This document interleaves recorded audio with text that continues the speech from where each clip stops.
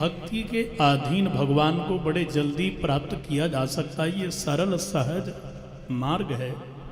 माँ ने कहा कि प्रभु जैसे एक गंतव्य स्थान पर जाने के लिए रास्ते अनेक होते हैं, कोई फ्लाइट से जाता है, कोई रेल मार्ग से, कोई सड़क से, कोई पगडंडी से। तो क्या भगवान के पास जाने का एक ही मार्ग है, भक्ति मार्ग, और कोई दूसरा मार्ग नहीं है? तो कपिल भगवान कहते हैं कि भगवान के पास में जाने के तो अनेक मार्ग हैं मां, पर दो प्रमुख हैं, एक भक्ति, दूसरा योग। प्रेमी जन भक्ति के पंथ से भगवान को पा लेते हैं, एक सबरी ने पा लिया, ध्रुव मीरा कर्मा ने, तुलसी ने, सूर ने पाया, और योगी भी पा लेते हैं योग के माध्यम से। योग क्या है? युंजतीति योगा। ये फूंक मारना योग नहीं है, ये आसन करना, प्राणायाम करना, ये योग नहीं है। योग तो वह है कि मन को निर्मल करके, संग को शुद्ध करके, आप अपने मन को समाधि में लगा करके भगवान का चिंतन करो। युंजतीत योगा, जुड़ जा। बोले हम तो जुड़े ही हैं। कोई पड़ोसी से, कोई पति से, कोई पत्नी से, कोई पुत्र से, कोई दुकान से, कोई मकान से, सब छाती से चिपका के बैठे, सब जुड़े हैं। बोले नहीं, जीव का जुड़ना सही है परमात्मा से। जीवात्मा परमात्मा से जुड़ जाए, ये दिव्य मिलन है। वो कैसे जुड़ सकते हैं? तो अष्टांग योग है यहां पर। यम, नियमासन, प्राणायाम, प्रत्याहार, ध्यान, धारणा, समाधियो अष्टावंगानी इति पतंजलि सूत्रे। 5 यम 5 नियम, इनको अपना करके फिर आसन लगाओ, फिर आसन लगा करके आप प्राणायाम करो, प्रत्याहारों का अनुकरण करो, धारणा बना करके और समाधि लगा लो। समाधि क्या है? बोले समाधि जैसे कच्छप को अपना छुआ कभी?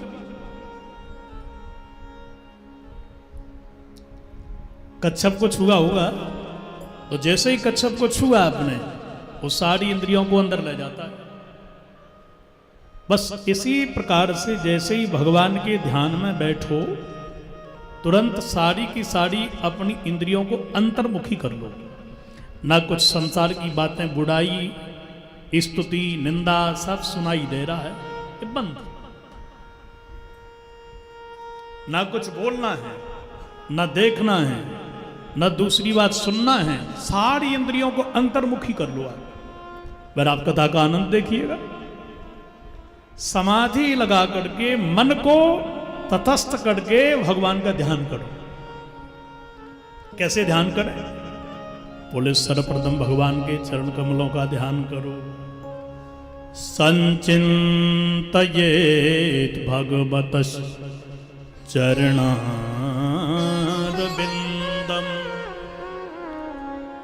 वज्रांकुशध्वज सरोरुहलांछनाढ्यम्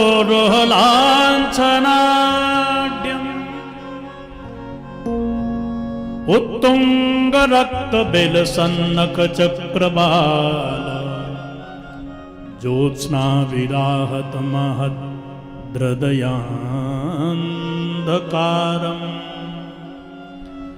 ज्योत्स्ना विरमहद हृदयांधकारम्।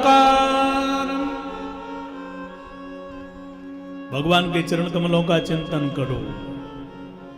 चरण कमल कैसे? ऊपर देखो तो जितनी चरण है भगवान की वो श्याम वर्ण की है, मतलब नीचे है सरस्वती, नख है गंगा, और भगवान की चरण है जमुना। गंगा, जमुना, सरस्वती, त्रिवेणी के दर्शन ही आपको ध्यान के माध्यम से हो जाए। उस चरण कमल के चिंतन करने से हृदय का जो अंधकार है, अज्ञान है, वो मिट जाएगा। दिव्य ज्योति प्रकट हो जाएगी, और दिव्य ज्योति प्रकट होते ही भगवान के धीरे धीरे दर्शन आपको होने लगेंगे। अंतरात्मा में पीतांबर पहने हैं, तो कमर पे बढ़िया करधौनी है, नाभि से कमल निकला, जाई कमल पर ब्रह्मा जी को जन्म भयो, जो चतुर्मुखी हैं, ऐसे ब्रह्मा जी का ध्यान करो। तो भगवान के वक्षस्थल पर लक्ष्मी जी विराजमान हैं, भृगु चिन्ह हैं, बैजंती माला गले में है, तो कौस्तुभ मणि है, चारों हाथों में शंख चक्र गदा पद्म हैं, तो नेत्र उज्ज्वल धवल चंदा के समान सूर्य के समान चमक रहे हैं। ऐसे मुखारविंद का दर्शन करते अपने मन मतंग के लिए, भौंडे के लिए, जैसे भौंडा पराग का रस लेते फूल पे चिपक जाता है, ऐसे ही ध्यान के माध्यम से भगवान के मुखारविंद में मन को चिपकाए जाए।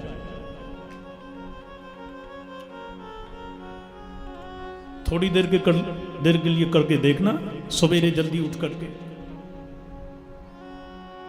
पर आजकल तो इतना बढ़िया बोले सोना चाहिए भाई। 10 बजे सो के उठेंगे तो प्राणायाम करोगे कि भजन करोगे? मुहूर्त होते हैं अलग अलग, नींव धरने का मुहूर्त, जनेऊ का मुहूर्त, मकान प्रवेश का मुहूर्त, बेटा के विवाह का मुहूर्त होता है। ऐसे ही भगवान को प्राप्त करने का एक मुहूर्त है, उसका नाम है ब्रह्म मुहूर्त। ठीक है ना, आप लोग जानते हैं ब्रह्म मुहूर्त ना। तो ब्रह्म माने भगवान, भगवान को यदि पाना है तो ब्रह्म मुहूर्त में उठना सीख लीजिए। प्रेम से बोलो राधे राधे। अच्छा, लोग तर्क भी बड़े अच्छी देते हैं, बोले वाह महाराज ब्रह्म मुहूर्त में भगवान मिलते हैं। लोग तो ये भी कहते हैं कि जल्दी जगोगे तो लक्ष्मी जी मिलती हैं, धनाढ्य होते हैं, लेट जगोगे पैसा नहीं मिलेगा। अखबार बांटने वाले जल्दी उठते हैं, अखबार बांटने वाले कभी पैसे वाले नहीं बनते। तर्क भी बड़ी जल्दी देते हैं तुरंत। कभी कभी किंवदंती होते हैं, ये सही बात है। हर पीले कपड़े वाले साधु नहीं हो सकते हैं, और हर व्यक्ति पैंट शर्ट पहने हुए वो दुर्जन हो, ऐसा भी नहीं है। प्रेम से बोलो श्री राधे। इसलिए जल्दी उठना सीखो, निरोगी काया होगी। आप जब ध्यान सवेरे करोगे, 1 मिनट का नहीं 30 सेकंड का कल से करके देख लो आप, यही ध्यान, आपको कितना सुख मिलेगा। अरे सवेरे नहीं, जब मन आए तभी करके देख लेना, आपको 30 सेकंड में ही बहुत सुख की अनुभूति मिलेगी। और जो लोग आधा घंटे, 15 मिनट, 5 मिनट जो भी करते हैं, ध्यान करते हैं, उनको अलग ही सुख मिलता है।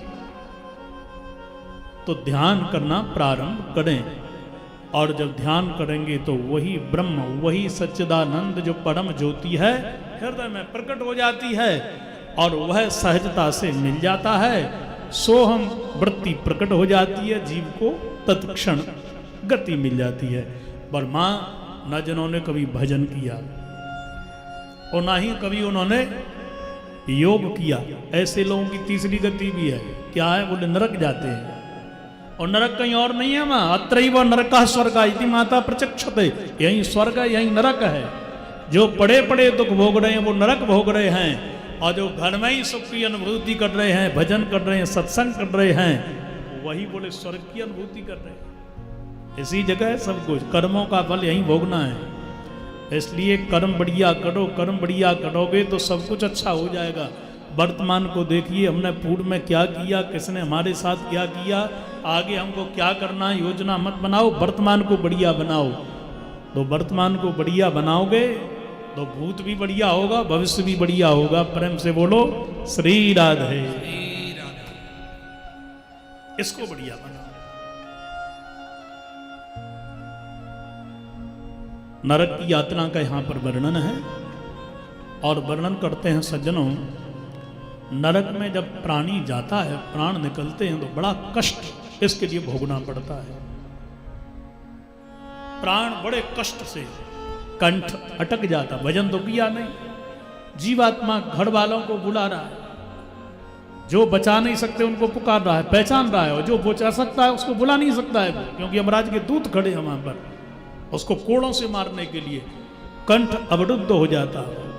अंत में जाके प्राण निकलते हैं, तो मीन राशि से जिस रास्ते पर सूर्य तप करके रास्ता को गर्म करते हैं, 99,000 योजन की दूरी यहाँ से नरक की है। 2 या 3 मुहूर्त में जिसको पार करना पड़ता है, ऐसी है तो 10 सर्प दंशक ब्रंशाद्यी,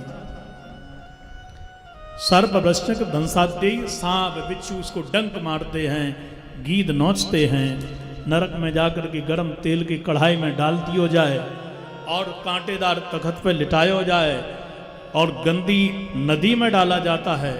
जो सत्कर्म के प्रभाव से कुछ इसके लिए दुख में रियायत मिलती है, उसकी अनुभूति कम होती है, पर कुछ पुण्य नहीं किया है, सुकृत नहीं किया है, तो उसको उस दुख से निकलना पड़ता है।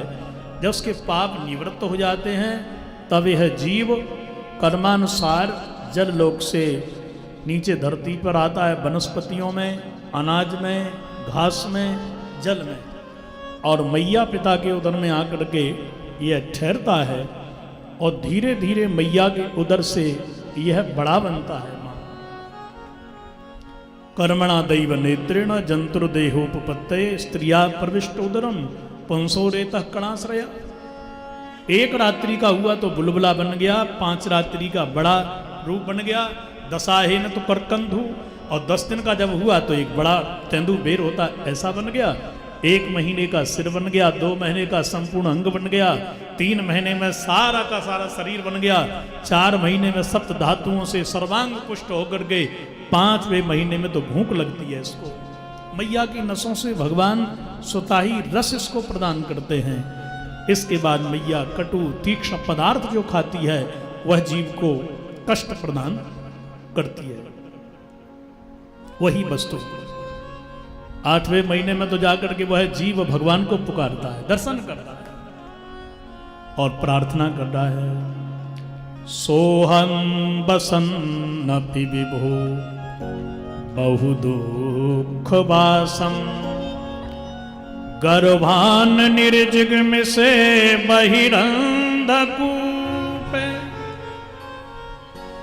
वो जीवात्मा दुखी अंदर होता है, हे प्रभु अब मुझे बाहर निकालो कैसे भी। मैया के उदर में दुर्गंधी से परेशान हूं, घुटन हो रही है। यद्यपि मैं जानता हूं कि इससे ज्यादा दुर्गंधी ये भवसागर में है, काम क्रोध आदि की, परंतु इसमें बचने का उपाय है। इस संसार सागर में जब हरि के नाम का इत्र में छिड़कूंगा तो सारे काम क्रोध आदि के विकार नष्ट हो जाएंगे, और मैया के उदर में हूं तो बचने का कोई मार्ग नहीं है। कर्मानुसार मैया के उदर में मुझे निवास मिला है। बहु दुख वासम, यहाँ बहुत दुख हो रहा है, मुझे कष्ट हो रहा है, अब कृपा करके बाहर निकालो। भजन करूंगा केवल। प्रसूति वायु चली, जीव बाहर आया, जिस परमात्मा क्वाहम क्वाहम मैं कौन, कहाँ आ गया, और वास्तविक बाद में रोने लगा। बालक रो रहा है, वो कह रहा है क्वाहम मैं कौन हूं, वो कहाँ गया। धरती को छुआ माया ने पकड़ दिया, नाल छेदन हुआ 100% पकड़ दिया। 5 वर्ष का हुआ पिताजी को पहचान करके, परिवारी जनों को पहचान करके पढ़ने जाने लगा, और जब 25 का हुआ तो विवाह हो गया। अंत में जाकर के पत्नी में मन गया, बच्चों में गया और माया में चला गया। बस वही गति जीव की है। पुनरपि जननम पुनरपि मरणम पुनरपि जननी जठरे शयनम, यही जीवात्मा की गति हो रही है। माँ इसलिए तूने क्या सीखा ये मुझे बता। माँ तुरंत बोल पड़ी, प्रभु मैं जान गई। अहो बतस्वपचोतो गडीयान यज्जुभाग्रे वर्तते नाम तुभ्यम। जिस और 4 वेद का पंडित वह यदि आपकी भक्ति से विमुख है तो वो पतित है। मैं तो उसको श्रेष्ठ मानती हूं कि जो स्वपच है और आपका नाम जपता है, केवल आपका नाम, वर्तते नाम तुभ्यम, आपका नाम जपे और सुख संपत्ति घर आवे, कष्ट मिटे तन का, ऐसा नहीं।